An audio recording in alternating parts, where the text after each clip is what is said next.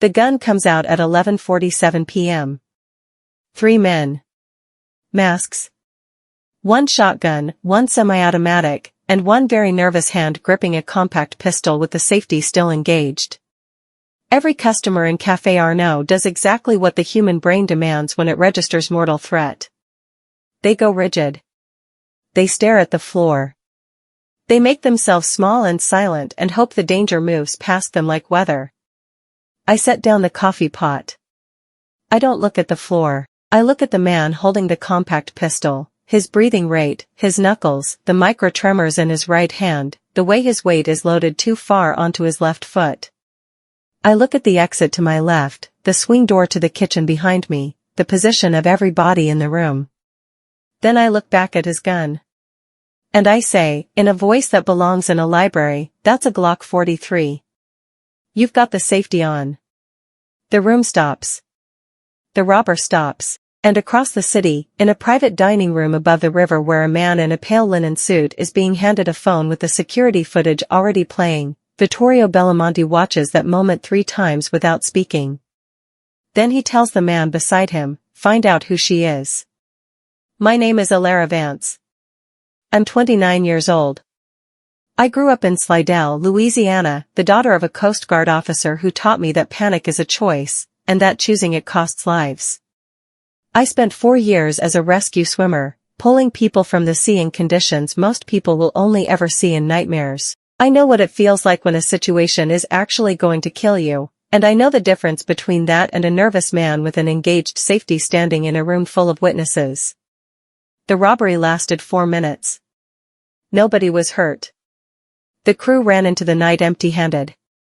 I went back to refilling coffee. I had no idea what I had just started. The last customer left at 1 a.m.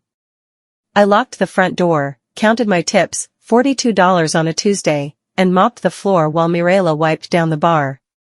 She kept replaying the clip on her phone. Someone's shaky camera footage, already bleeding across social media before we'd even closed out the register. "You're going to be famous," she said. "I'm going to be tired," I said. I wasn't trying to be calm during the robbery. I just was. That's the thing people don't understand about training. You don't decide to be calm in the moment. You build it so slowly and for so long that it simply becomes the default. For years of rescue swimming does that. You either learn to function at a flat line under pressure, or someone dies because you couldn't. I didn't feel brave when I named the weapon model. I felt analytical. His hand was shaking badly enough that I could see the safety tab clearly from 8 feet away. Naming it wasn't a power move, it was a calculation. A shaking man who realizes he's been seen clearly is less likely to pull a trigger than a shaking man who thinks he's still invisible. It worked. They ran. Mirella was still watching the clip when I said goodnight. She called out behind me. "Elara. 2 million views." I walked to my car without looking back. By morning my face was on 3 news websites and a local TV ticker. Mystery waitress disarms robbery with calm. French Quarter server's ice-cold response goes viral. One headline called me the calmest woman alive, which I found genuinely irritating. My phone was full of texts from numbers I didn't recognize. I read none of them. I made coffee, paid 2 bills online, and drove to my brother Dario's supervised housing on the west side. He was standing outside when I pulled up, arms crossed, looking at his phone. 24 years old, 14 months clean, doing everything right one careful day at a time. "You're all over the internet," he said. "I know. You okay?" "Yes." He studied my face the way he always did when he was trying to decide whether to believe me. Then he nodded and let it go. That was the thing about Dario, he'd learned the hard way to take people at their word when they said they were fine, because fighting it never helped anyone. I sat with him for an hour. We talked about his job interview on Thursday, the small garden he was growing in the shared yard, what he wanted to do when supervision ended in 8 months. Normal things. Real things. Driving back I calculated, for the 4th time that week, how long my savings would last at current expenses. The number was not comfortable. My phone buzzed. A number I didn't know. I let it go to voicemail. Delphine Arnaud called me into the café before my shift started. She was behind her desk, hands folded, wearing the careful expression of a woman who had made a decision and was now managing the delivery of it. She told me the footage had drawn attention she didn't want. She told me she had built something quiet here and quiet was what kept it alive. She told me she was sorry, then she handed me an envelope with 2 weeks of pay inside. I looked at her for a moment. Delphine was 54, Silver Street Terre, always impeccably put together. She'd owned the Café Arnaud for over 20 years. I had worked for her for 3. She'd always been fair with me, fair with my schedule, fair with my wages, fair with the specific courtesy of pretending not to notice when I arrived to work looking like I hadn't slept. I took the envelope. "Take care of yourself," she said. It sounded genuine. I walked out into the heat. The French Quarter smelled of coffee and sweet olive trees and last night's rain drying on stone. I stood on the pavement for a moment with the envelope in my hand. I had 7 days of rent covered. Dario's support payment was due in 11. I needed to think clearly. I walked to my car, sat inside, and made a list. By the time I got home, the voicemail was waiting. I listened to it. Then I listened again. The voicemail was from a man named Marco. He described himself as a representative of a private consulting firm. He said his employer had seen the footage and was interested in a conversation. He named a restaurant, one I recognized as expensive and discreet. He named a time, Thursday 7 p.m. He didn't say who his employer was. He didn't need to. I knew the car. I had seen it twice before. A dark blue sedan, clean and unremarkable, that had been parked across from my apartment building on 2 separate occasions over the past week. The plates were registered to a logistics company. The logistics company, when I looked it up, was a subsidiary of something called Bellamonte Maritime Holdings. I knew that name. Anyone who lived in New Orleans and paid any attention to how the city actually functioned knew that name. The Bellamonte family had controlled dock operations and port security contracts for 30 years. The business was legitimate in the way that certain things in this city were legitimate, which is to say, entirely, until you looked closely at the edges. I sat with the information for a full day. On Thursday at 6:50 p.m. I walked into the restaurant.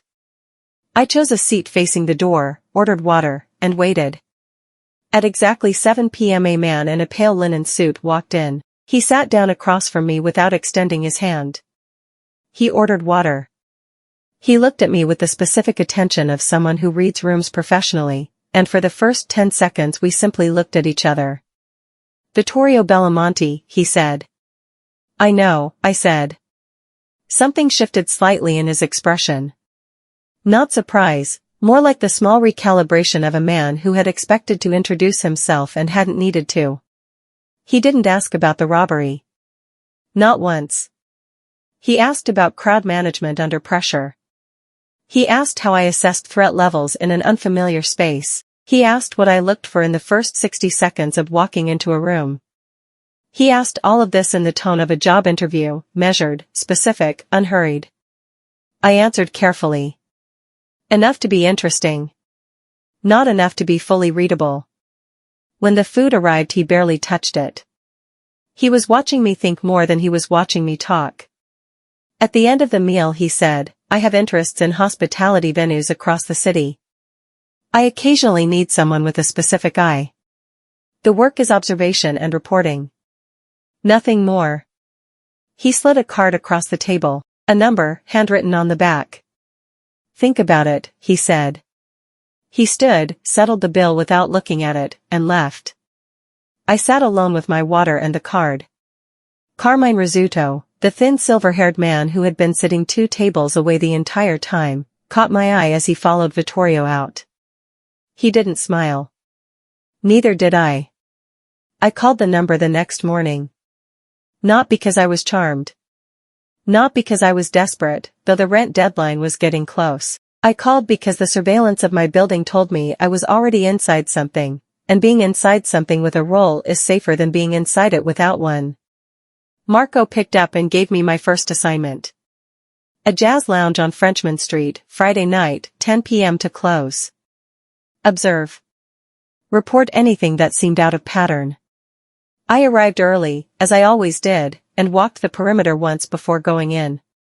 Identified exits. Assessed the staff. Noted the camera positions and their blind spots. Found a seat with maximum sightlines and ordered a drink I didn't touch. By midnight I had 3 items for my report. A man near the back who had counted the exits twice. A bartender who used a specific hand motion, wrist turned inward, subtle, to signal to a table near the far wall. A patron whose jacket hung differently on the left side than the right, weight distribution suggesting something carried at the hip. I typed the report on my phone in the parking lot before driving home. 8 sentences. Direct, specific, no editorializing. Vittorio called me himself the next morning. Not Marco. The man near the back was a building inspector I've had problems with before, he said. The jacket was one of my own people, unnecessary. The bartender is new. Good catch. A brief pause. Come in Monday. We should discuss a more formal arrangement. The arrangement was simple on paper. I was a venue security consultant for 3 Bellamonte-adjacent hospitality interests. I walked rooms, submitted reports, flagged anomalies. The pay was enough to cover my rent, Dario's support payment, and a small cushion for the first time in 18 months. Carmine handled my onboarding. He was thin and silver-haired and wore his politeness like a coat that didn't quite fit, visible at the edges. He walked me through expectations with precision, report formats, contact protocols, what counted as urgent. Then, at the end of the meeting, he closed his notebook and looked at me. People who come close to Vittorio's interests without roots in this world tend to disappear, he said. Not violently. Just quietly. They serve a purpose, the purpose ends, and they are no longer present. He wasn't threatening me. His eyes were too careful for that. He was genuinely telling me something he thought I should know. Thank you, I said. He blinked. Whatever response he had prepared for, it wasn't gratitude. I walked out into the afternoon sun and thought about what he'd said on the drive home. He was right, of course. I was useful now. Useful had a shelf life. The question was what I could learn and build before that clock ran out. I called Dario and told him everything was going well. He said he was proud of me. I said I knew. 3 weeks in, Mirella texted me from a bar on Bourbon Street where she'd picked up weekend work. She said she'd heard a name twice in one evening, from 2 men sitting at opposite ends of the bar who didn't appear to know each other. She said it wasn't a common name and it made her uncomfortable and she didn't know if it was anything. The name was Judge Lucien Moreau. I told her to text me exactly what she'd heard. She did, 2 fragments, partial sentences, one of which included a location and the other a date range. I sat with those fragments for 2 hours. Then I started cross-referencing. Moreau was a state judge. 62, appointed years ago, known for a long and quiet career. His name appeared in 3 separate document trails I had access to through my work. Not prominently, not obviously, but consistently. A property filing. A licensing approval. A court record that had been quietly amended. In each case, the decision benefited a Bellamonte entity. That alone wasn't unusual. This was New Orleans. But the date range Mirella had overheard meant something specific. It meant someone was talking about Moreau in connection to something that hadn't happened yet. I wrote it down. I kept watching. I didn't tell Vittorio yet, not until I understood what I was actually looking at. Enzo Bellamonte introduced himself to me at a Tuesday briefing and spent the next 2 minutes telling me, very politely, that my value to the operation was limited and temporary. He said it with the easy authority of a 26-year-old who had never not been in the room where decisions were made. He smiled the whole time. Vittorio wasn't present. Carmine was, and he watched the exchange from the side of the room without expression. I thanked Enzo for his candor and let it go. But I started noticing things after that. A meeting I was scheduled for that moved without my being told. A mid-level contact I had spent 3 weeks cultivating who suddenly became less responsive and then, on a Thursday, told me via a curt text that he was being reassigned. A briefing document that arrived to everyone except me until I asked for it directly. I didn't react to any of it out loud. I documented it instead. Dates, times, the specific mechanics of each interference. It was neat, methodical work. Enzo thought he was managing me. He was actually building me a file. After 2 weeks I had 6 incidents. I wrote them up in the same format as my venue reports, direct, specific, no editorializing, and left the document on Vittorio's desk one morning when he was in a call. He said nothing to me that day. That evening, I heard through Marco that Vittorio had called Enzo. The conversation lasted 11 minutes. Enzo was at my next briefing. He didn't say a word. A police report crossed my desk through a contact Carmine had at the city precinct, standard pass-through, the kind of low-level information sharing that kept Bellamonte aware of what moved near the docks. I read it quickly, the way I read everything, cataloging and moving on. Then I stopped. One name in a warehouse break-in report on the East Bank. Branko Kovac. I read the paragraph 3 times. The warehouse had been broken into 4 nights ago.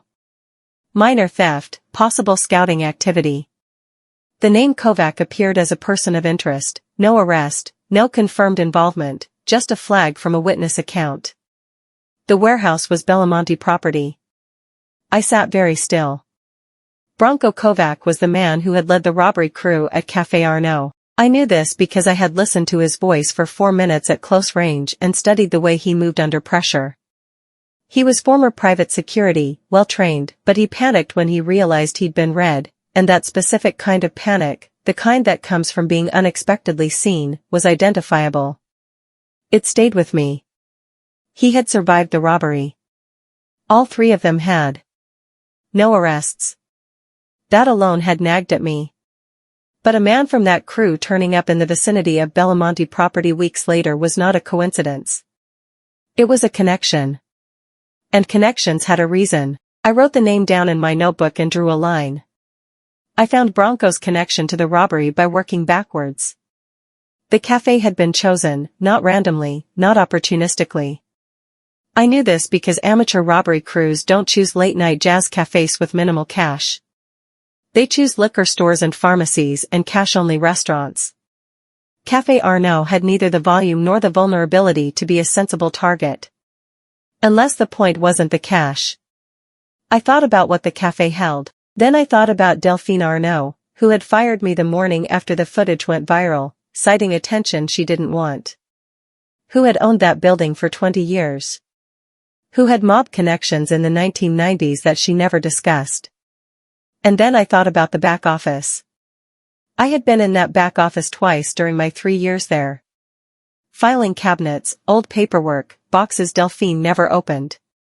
The kind of archive that accumulates when someone runs a business for decades and never fully separates it from everything the business used to be connected to. The robbery crew wasn't there for the register.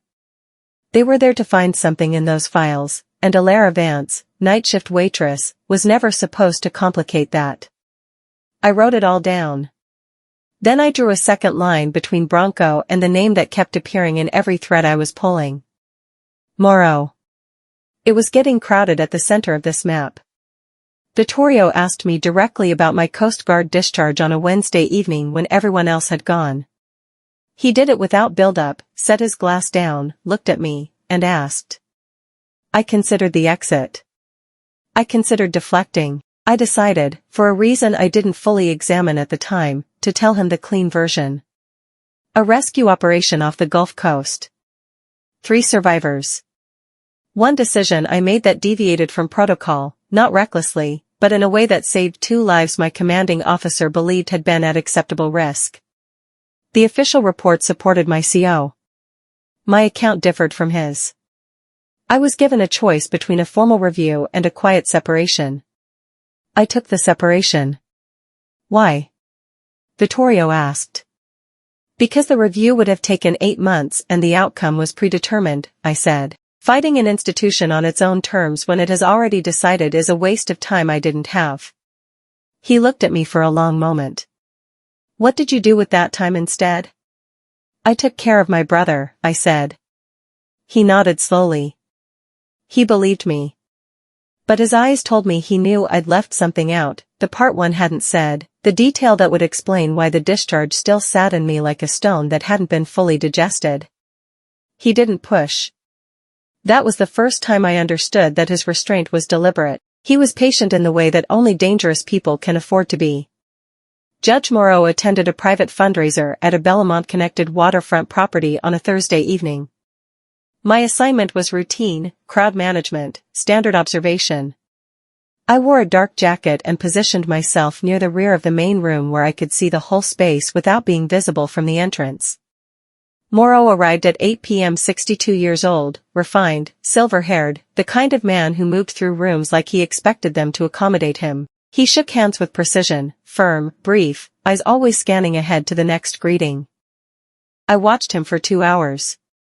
He drank slowly and didn't finish any glass. He spoke to 10 different people and found a wall to put his back against within the first 15 minutes. He checked his phone 3 times in a 90-minute window, not casually, but with the tight focus of someone waiting for a specific message. And twice, when a particular name came up in conversation nearby, a name connected to Bellamonte dock operations, his jaw tightened by a fraction and his right hand went briefly to his jacket pocket before he consciously stopped it. He was afraid, not of anything in that room. Of something scheduled. Something coming. I submitted my report at 11 p.m. 8 lines. The last one read, "He is afraid of something that hasn't happened yet." The next morning Vittorio called me before I had finished my first coffee.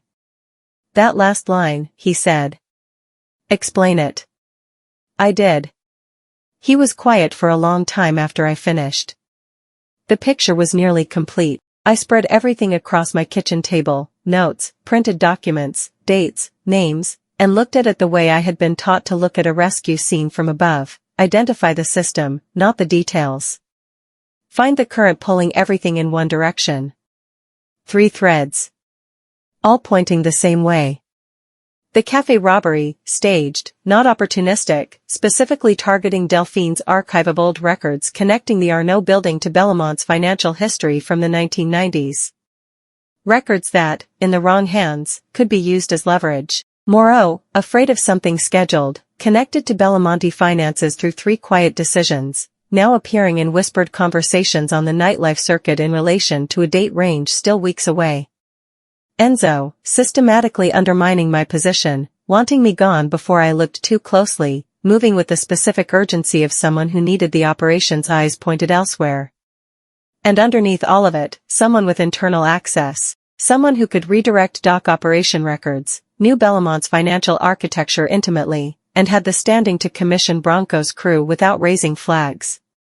Enzo didn't have the sophistication for this alone. He was the front.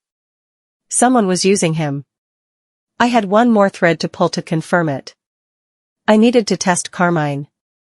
I engineered a brief, specific conversation, a question that would only be meaningful to someone who already knew what I was looking at. I watched his face the entire time. His answer was honest.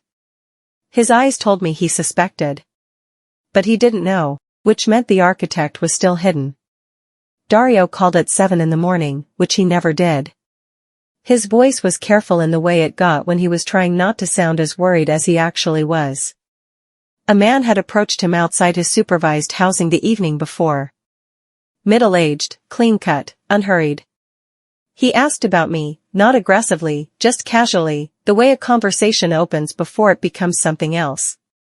He asked how long I'd been in New Orleans, what I did for work, whether I'd had any recent changes in my situation. Dario had said nothing and gone inside. The man left without pressure. I told Dario he'd done the right thing.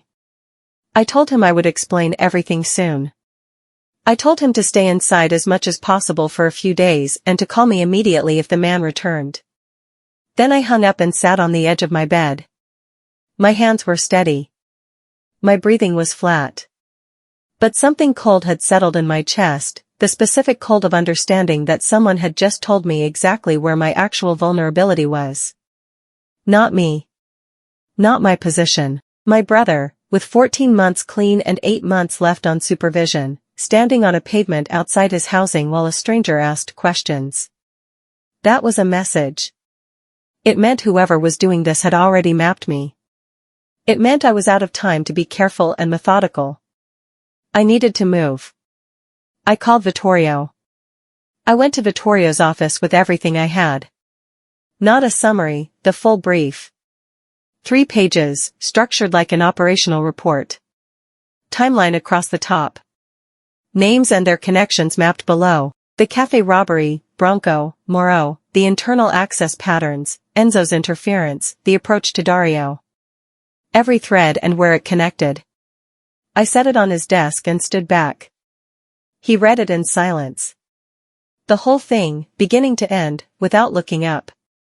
When he finished he turned back to the first page and read the timeline again. Then he looked at me.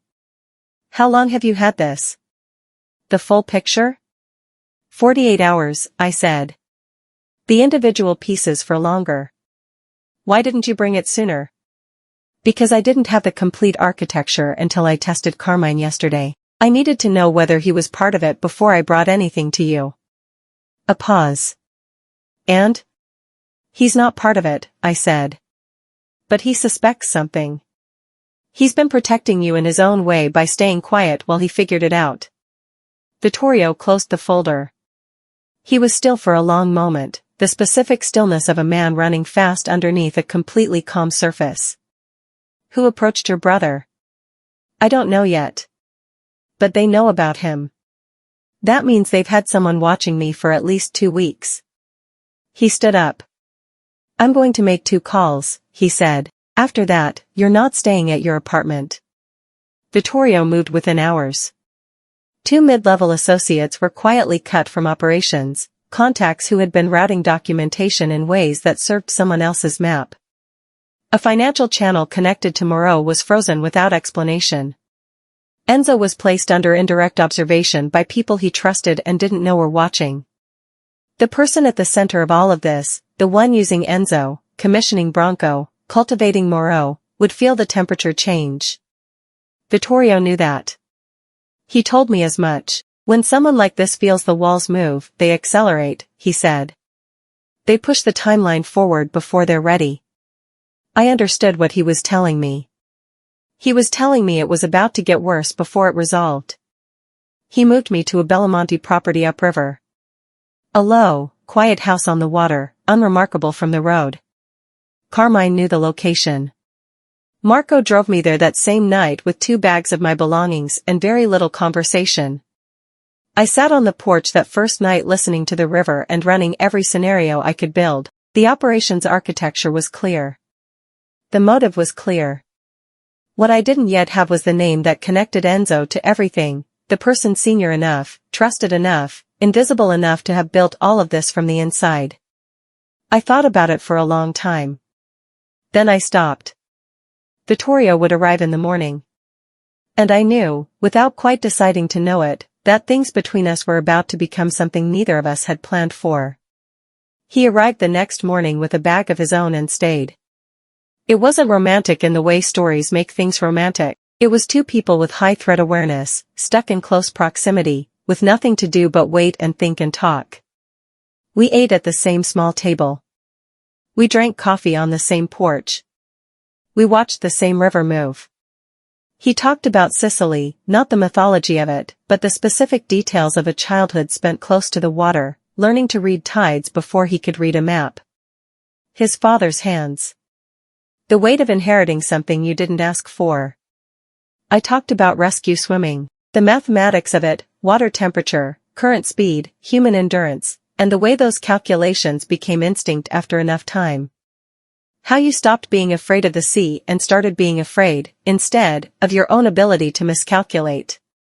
He listened the way he did everything, completely, without interruption. On the second night he said, "The thing you didn't tell me about the discharge. You don't have to." "I know," I said. "But you're going to." I looked at the river. Then I told him. Not the clean version, the real one, the detail I had left out, the reason the stone hadn't fully dissolved. He listened to all of it without changing his expression. When I finished, he said nothing for a long time. Then, the right call under the wrong protocol is still the right call. I didn't answer. But something in me, very quietly, put down something heavy it had been carrying for 3 years. Carmine arrived on the third day. He knocked, which was unusual. He had a coded notebook in his hand and the look of a man who had finally stopped deciding and started moving. He sat at the kitchen table across from Vittorio and opened the notebook to a specific page. He had been tracking inconsistencies in the operation's internal records for 6 weeks, quietly, privately, in the way he did everything, without sharing his conclusions until he was certain. He was certain now. He turned the notebook to face Vittorio. The name at the center of the page was Enzo Bellamonte.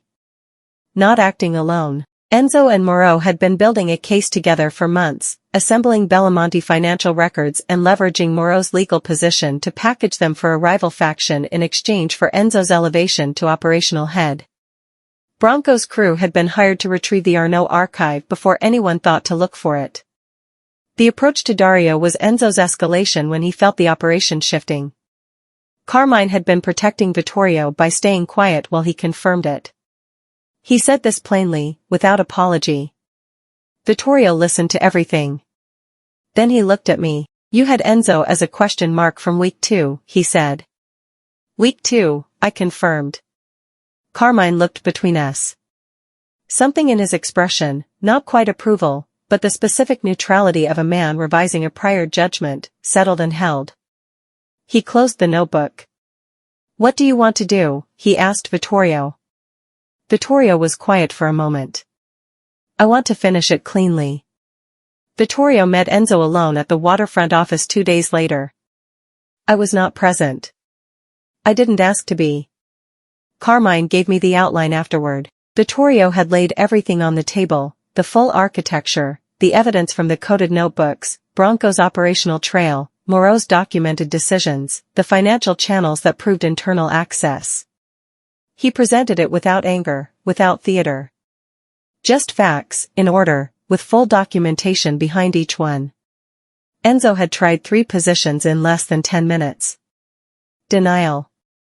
Justification, calling it strategy, calling it ambition, calling it what the family needed even if Vittorio couldn't see it, and finally, partial confession, which was the only honest thing he said in the room. Vittorio heard all of it. Then he offered Enzo one option. Complete removal from all Bellamonte operations. A controlled exile, with support and a structure to build something new, completely separate. And the clear understanding that Carmine's notebook, the full record, would reach the appropriate authorities if Enzo's name appeared in opposition to anything Bellamonte again. Ever. No violence. No spectacle. Just a door, closing. Enzo took the option. He left the waterfront that afternoon and didn't return. Carmine told me this in the same even tone he used for everything. Then he paused, which was unusual. The report you left on Vittorio's desk, he said. The one about Enzo. Yes. That was the right move. He looked at me steadily. I should have said something like that earlier. You warned me, I said. That counts. Moreau was the last piece. Enzo was removed. The operation's internal breach was closed, but Moreau still existed, still held his position, still carried the documents he had been building with Enzo, still represented a legal and political threat that didn't disappear because the person who activated it was gone. Vittorio asked me what I thought should happen. He asked it directly, sitting across from me at the kitchen table of the Riverside house, as though my answer was a legitimate part of the decision. I thought about it. He needs to be neutralized, I said. Not harmed. Contained. If you close around him by force, it creates a record and a motive. If he cooperates, the same documents that threaten you become his liability. You want to flip him. I want him to understand his actual options clearly. He's a judge. He's logical. Give him the logic. Vittorio was quiet. Then, can you do it? Yes. I drove to Moreau's house alone on a Thursday evening. Carmine knew where I was going. Vittorio knew.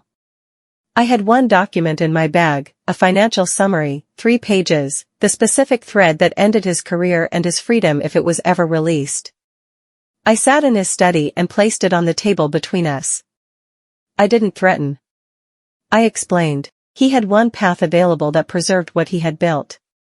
He read the document. He looked at me. Who are you? He said. Someone who was watching when you weren't. He signed. With Moreau contained and cooperating, the remaining thread was Bronco. He had been the instrument, the hired crew, the café, the archive that was supposed to disappear. He hadn't succeeded. The archive was intact, Delphine's old records undisturbed in their filing cabinets. But Bronco knew who had hired him, and that name was the one piece I didn't yet have confirmed in writing. Carmine found him through channels I didn't ask about. Vittorio sent 2 of his people to arrange a meeting. He also sent me. We met Bronco in a private room above a bar near the Marigny, a Thursday afternoon, quiet outside. He sat across from me and I watched him recognize me, the slow movement across his face of a man placing a face he hadn't expected to see again, in a context that told him exactly how this meeting had come to be arranged. He was composed.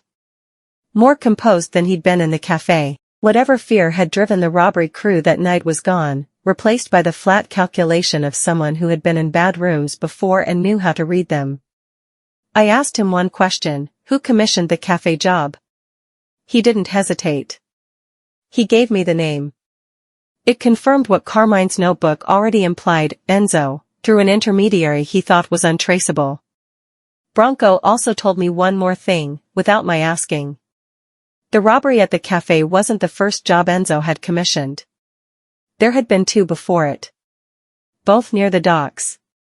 Both quietly erased from police records. I wrote it all down. The picture was complete.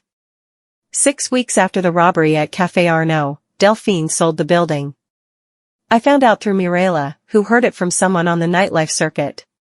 The sale was quiet, handled through a small real estate company with clean paperwork and solid references. The buyer's identity was not immediately public. I was the buyer.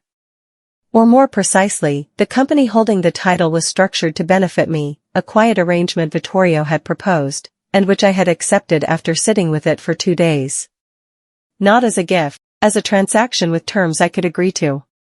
The Café Arnaud reopened under new management 6 weeks after the sale.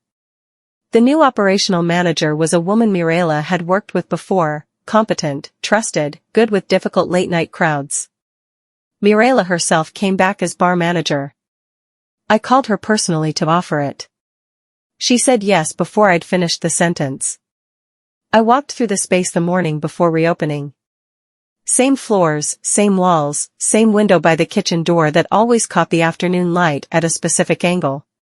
The coffee machine had been replaced, the filing cabinet in the back office had been cleared. I stood in the middle of the room and thought about what it meant to build something from the inside of a place that had once just been a job. Then I went to the bar, checked the stock inventory Mirella had prepared, and made a note about 3 things that needed fixing before service opened. I was still the same person. I just owned more of the room now. The fallout arrived in waves, each one quieter than the last. Moreau resigned from the bench the following month, citing health reasons. The phrasing was his own. The timing was ours. The rival faction that had been working with Enzo lost their port access application, which had been quietly progressing through a committee Moreau had been positioned to influence. With his cooperation reversed, the application died in committee without drama. Bronco left New Orleans. I didn't follow his movements. He had given me what I needed and the agreement, unspoken, was that the accounting was settled. Carmine brought his coded notebook to Vittorio's office one final time and left it in the safe. He never referred to it again. Whatever final judgment he had formed about me, he kept to himself, which I understood, coming from him, as something close to acceptance. Enzo sent no messages. Made no contact. Kept to the terms. Dario finished his probation 7 months later. Clean record. Job secured through a contact I had quietly introduced him to, a man who ran a marine services company and needed reliable crew. Dario called me the morning his supervision ended and said 4 words. "I'm okay." "You're okay." I told him I knew. And for the first time in a long time I said it without calculating anything behind it. It was just true. Simply, plainly true. The Café Arnaud opened on a Friday night to a full room.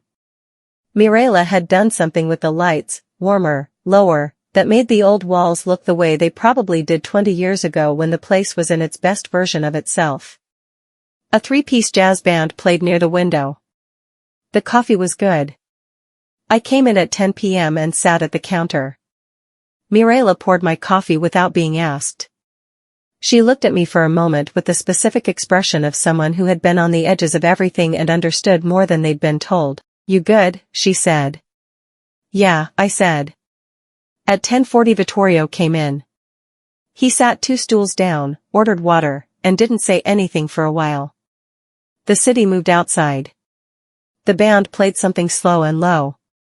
The room smelled of dark roast coffee and old wood and the specific sweetness of the quarter on a Friday night. Eventually he said, "Nice place." "Working on it," I said. We sat in a comfortable silence that had earned its comfort through 6 weeks of being afraid and careful and relentlessly clear-eyed with each other. I didn't know exactly what came next. That was fine. I had learned, somewhere between the sea and this counter, that not knowing what came next was only frightening if you believed you couldn't handle it. I could handle it. I refilled my own coffee and listened to the band. "I'll be straight with you. The moment I named that weapon in the cafe, that wasn't bravery. That was everything I'd already been through, sitting quietly in my hands until it was needed. If you've ever been through something hard enough that it changed your default setting, you know exactly what I mean. You don't get to choose what the experience makes you. You only get to choose what you do with it. If this story gave you something, I want you to hold it past tonight. Share it with someone who is standing in a room right now feeling invisible and outmatched. Tell them what I know for certain, the calmest person in the room is rarely the one holding the gun. If you're watching from somewhere, drop a comment, I read every single one. And if you're in the middle of your own version of this, whatever it looks like, stay calm. Read the room. And don't let anyone take what you built.